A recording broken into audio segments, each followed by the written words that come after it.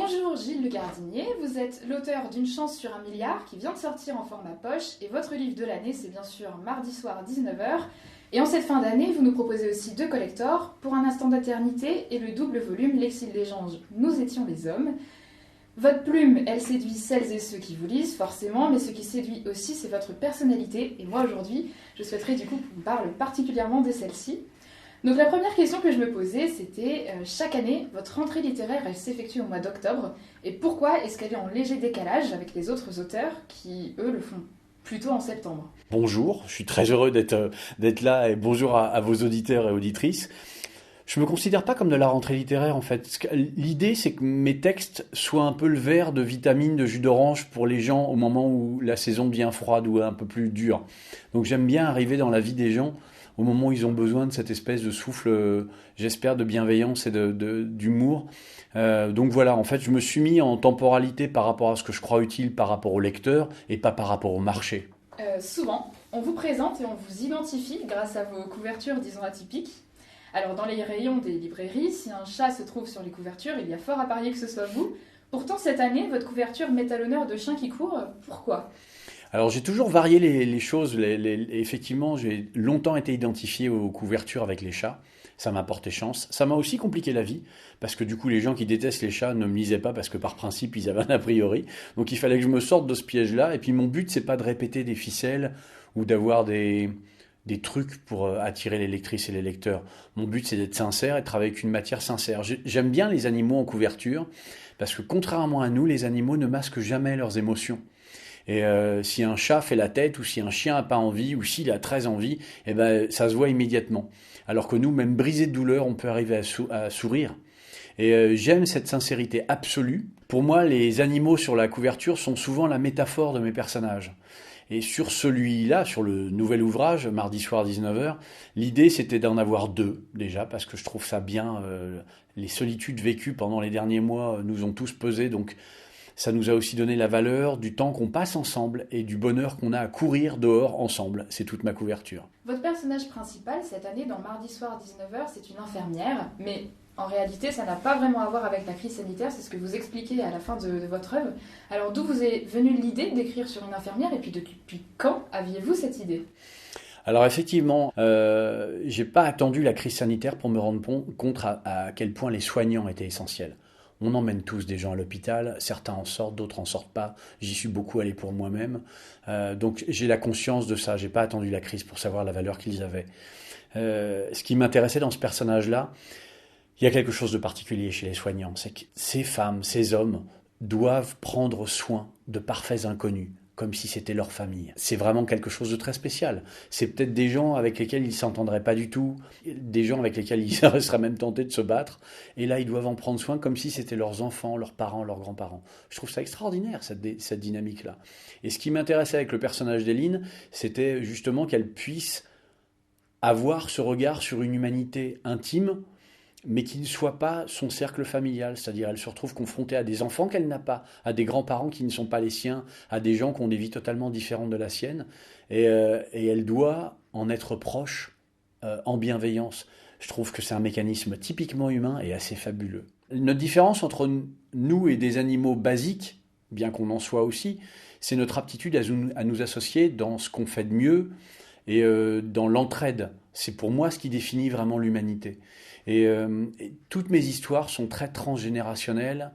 Ça mélange les milieux sociaux, ça mélange les âges, ça mélange les dynamiques humaines, parce qu'on a tous des problèmes, mais jamais les mêmes, parce qu'on a tous des solutions, mais jamais les bonnes, pour nous en général. Cette espèce de brassage que je pratique moi-même dans ma vie, pour moi, c'est le fondement de l'intérêt de l'existence.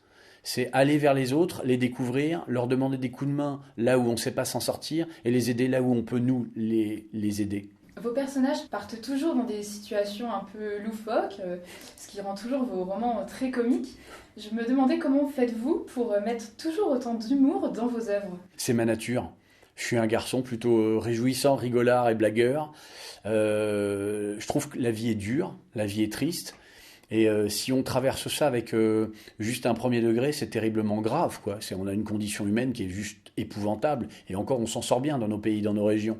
Mais pour le coup, dès que vous mettez un peu d'humour là-dedans, en général, ça devient très drôle quand les choses sont catastrophiques. Enfin, moi, mes plus gros fous rires, je les ai toujours eus à des enterrements, dans des situations où on ne devrait pas. C'est là que le corps, l'esprit réagit, souvent avec les autres, pour trouver la lumière là où il y a de l'ombre. En vous entendant parler, je me demande si votre humour reflète une personnalité profondément optimiste. Vous êtes optimiste dans la vie ? Alors, je crois que je suis réaliste et que mon réalisme, la chance que j'ai dans ma vie et dans mon métier me permet d'être optimiste. C'est-à-dire que j'ai quand même une place à part. J'écris ce que je suis. Du coup, les gens qui me lisent, s'ils adhèrent à mes livres, en général, ils adhèrent à ce que je suis. Donc, en fait, tous les gens que je vois, que je rencontre partout, je m'entends bien avec. On a les mêmes valeurs, on aime nos gamins, on aime nos anciens, on n'aime pas l'hypocrisie, on n'aime pas les lâches, on n'aime pas les fourbes. Et du coup, je ne vois que des gens qui, entre guillemets, sont plutôt bienveillants, positifs et qui ont des choses à défendre, qui ont des convictions, qui ont des projets, qui ont des élans. Et du coup, ça me donne une vision du monde qui est sans doute un petit peu faussée, mais qui est quand même très très belle et qui me donne l'énergie d'éclairer autre chose moi-même. Donc, je pense que je suis un réaliste, mais que j'ai la chance, par le luxe que le public m'offre et que ma vie m'offre, d'être optimiste. Vous parlez de réalisme, c'est intéressant parce que je souhaitais vous poser une question sur toute la part de recherche dans votre écriture. Vous prenez vraiment le temps de connaître les métiers que vos personnages incarnent. Pourquoi ce réalisme est important dans vos histoires ? C'est pas tant une question de réalisme pour moi, parce que j'espère vous éloigner de votre quotidien et vous ramener à ce que vous êtes vraiment au fond. Mais pour moi, c'est d'abord une question de respect. Je déteste les gens qui prétendent parler d'un métier, d'une nature, et qui en fait se documentent pas. J'ai du mépris pour ces gens-là en fait, parce que c'est pas sérieux. Quand j'ai écrit Demain j'arrête, j'avais passé du temps en boulangerie, dans une boulangerie, pour voir ce qu'était réellement le métier de la boulangerie, voir les ambiances, parce que c'est pas tant le métier qui m'intéresse que la dynamique humaine. Pour Mardi soir 19h qui vient de sortir, j'ai passé du temps en immersion dans un service de chirurgie orthopédique. Il y a des processus très précis en médecine. Et en fait, à chaque fois, chaque infirmière, chaque aide-soignant l'incarne à sa façon, avec son caractère. Et j'avais vraiment besoin de capter cette dynamique-là, comment ils travaillent en équipe, qu'est-ce qu'ils font de leur temps de repos, quelle tête ils font quand ils sont fatigués. Et il y avait quelque chose d'extrêmement attachant à ça. Mais pour moi, c'est d'abord une marque de respect d'aller voir les gens. Je l'ai fait à plein d'endroits. C'est aussi un privilège fantastique pour moi d'être autorisé à regarder les gens de près. Et ils vous laissent rentrer dans un cercle où normalement on ne met pas les pieds. Et vous êtes juste le témoin chanceux d'une réalité humaine qui souvent a beaucoup de sens pour moi. Alors, ça a du sens pour vous, et chacun de vos livres se termine donc par la partie pour finir, qui sont à peu près 20 pages dédiées aux remerciements envers vos lecteurs, et qui sont dédiées aussi à votre processus d'écriture et à tous ces gens qui permettent que vos livres existent. Pourquoi cette partie vous tient tant à cœur ? Alors, mes premiers éditeurs ont essayé de me la dégager, comme quoi ils étaient vraiment compétents. Le livre est avec le théâtre, le seul art où vous êtes en contact direct entre la personne qui reçoit ce que vous avez voulu offrir et vous. Vous n'imaginez pas une représentation de théâtre qui se finirait où les comédiens n'auraient été que sur scène, le rideau tomberait et tout le monde partirait sans se dire au revoir. Le rideau s'ouvre à nouveau, les gens viennent saluer, viennent dire merci aux gens qui leur ont confié leur temps pour se distraire, et puis viennent aussi en étant qu'eux-mêmes, en étant à nouveau les individus et plus seulement leurs personnages. J'aime ça. Je trouve ça respectueux des gens pour qui on travaille, parce qu'on travaille pour des gens, lecteurs ou spectateurs. Et d'autre part, la littérature est un espace d'intimité, c'est-à-dire que j'ai la chance d'avoir des millions de lecteurs. À chaque fois que vous prenez un de mes livres, on est seul. Vous êtes seul avec mon livre et je suis seul avec vous. Il n'y a aucun autre média qui permet ça. Et j'aime à la fin ne revenir en étant que moi-même, c'est-à-dire en étant Gilles, mais en donnant aussi mon point de vue sur l'histoire et sur effectivement les circonstances qui m'ont amené à l'écrire. C'est un espace de proximité, c'est un espace de sincérité, c'est un espace de réalité pour moi et honnêtement j'adore ça. Vous adorez ça et vous adorez aussi les séances de dédicaces, vous en faites beaucoup. La dernière c'était il y a quelques jours pour cette année à Mérignac.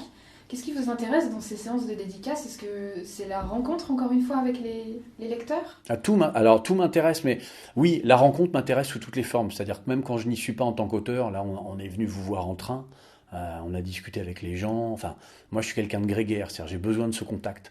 Et je suis curieux de tout, j'observe les gens beaucoup. J'aime savoir pourquoi ça marche pas, pourquoi ils sont heureux, pourquoi ils sont malheureux. Je sais pas grand-chose, mais je suis gourmand d'apprendre, je suis un éternel débutant. Et du coup, les séances de dédicace, il y a quelque chose d'encore particulier, c'est que les gens qui ont la gentillesse de me lire me connaissent. Quand vous avez lu quelques livres de moi, vous savez qui je suis, vous savez comment je réfléchis. Et du coup, quand je me retrouve face à eux, en fait, on n'a pas cette espèce de round d'observation où les gens, vous savez, où on est poli, où on n'ose pas dire, ils viennent et immédiatement, ils rentrent dans le dur. Ce qui compte pour eux, les vrais malheurs qui les atteignent, les vrais bonheurs qu'ils ont. Je suis en contact avec le cœur du réacteur, vraiment avec l'essence de leur humanité. Je suis un ogre de ça, moi. J'adore ça. Donc en fait, je suis toujours heureux de rencontrer les gens qui me lisent, mais de rencontrer les gens en général, parce que je trouve que de cette interaction humaine naît toujours quelque chose que vous pouvez apprendre ou vous pouvez donner, et je carbure à ça, vraiment. Gilles Le Gardinier, vous avez des millions de lecteurs. Comment vous restez humble et proche des gens alors que votre création elle est tirée à plusieurs centaines de milliers d'exemplaires chaque année? Parce que justement, tout ça n'a pas d'importance, Pauline. Ce qui compte, c'est le regard des gens que vous croisez. Ce qui compte, c'est la réalité des rapports. Les gens qui commencent à prendre au sérieux les chiffres, ils perdent la réalité de la vie. La lecture, c'est un plaisir qui se partage ou c'est un non-rendez-vous. Ça dépend si le livre est fait pour vous ou non. Il faut être très modeste par rapport à ça. Les statistiques sont faites pour le marché. Moi, je m'en fous du marché. Mon classement, je m'en fiche. Ce qui compte, c'est quand vous avez face à vous des gens qui sont heureux, qui vous disent que vous leur avez remonté le moral quand ils étaient pas bien, que souvent vous êtes tombé au moment dans leur vie que vous arrivez à les distraire alors qu'ils ont vraiment autre chose à faire, que vous les faites rire dans des endroits où il faudrait absolument pas, qu'ils se sont fait virer du lit conjugal parce qu'ils rigolaient trop et que le conjoint les a lourdés hors de la chambre. Ça, c'est une réalité pour moi. Je suis hyper heureux de ça. J'en suis même pas fier, j'en suis heureux. Le reste, honnêtement, les podiums, les médailles, il y en a qui courent après, ça va pas être mon cas. Autre question, vous n'êtes pas seulement écrivain, vous l'avez dit, vous êtes aussi impliqué dans le monde du cinéma et aujourd'hui votre livre Complètement cramé va bientôt être adapté au cinéma. Qu'est-ce que ça vous fait? Comment ça se passe? Et quand est-ce qu'on va pouvoir voir ce film? Alors on tourne entre fin février et fin avril 2022. Le film sortira peut-être au printemps, peut-être à l'automne 2023. Et c'est un miracle, ça fait 8 ans de travail, le projet est tombé 5 fois, il s'est relevé 6 fois, donc là on est debout. Bon là on a passé une phase qui est énorme puisqu'on est en préparation actuellement. Je n'ai pas envie de décevoir les gens, c'est ce que j'ai toujours dit. Je préfère que ça ne se fasse pas plutôt que ça se fasse mal. Et j'ai par principe le respect des gens pour qui je travaille. Et quand mon nom est écrit sur quelque chose, j'ai pas envie que les gens disent que c'est une escroquerie. Donc c'est ce que je fais pour les livres, c'est ce que je vais tenter pour le film.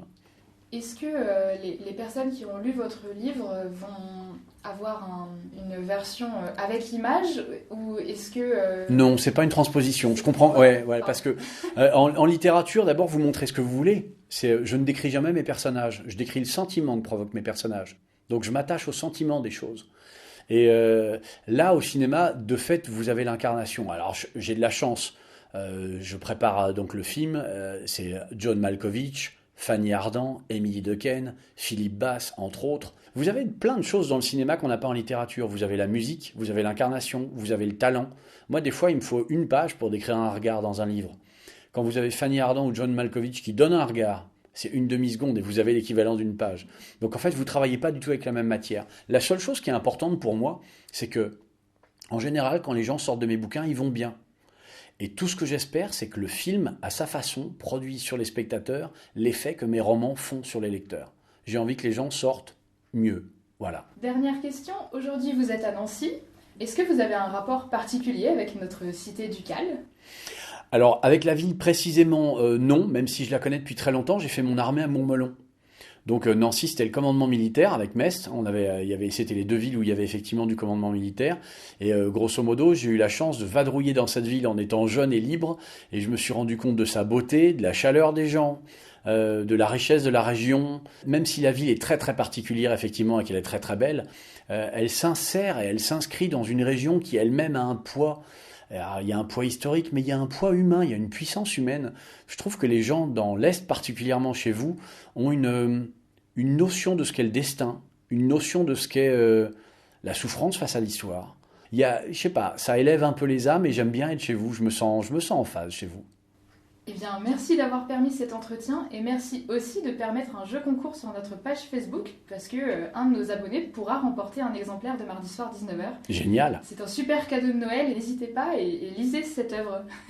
C'est gentil. Merci beaucoup de m'avoir reçu, c'était un plaisir. Merci.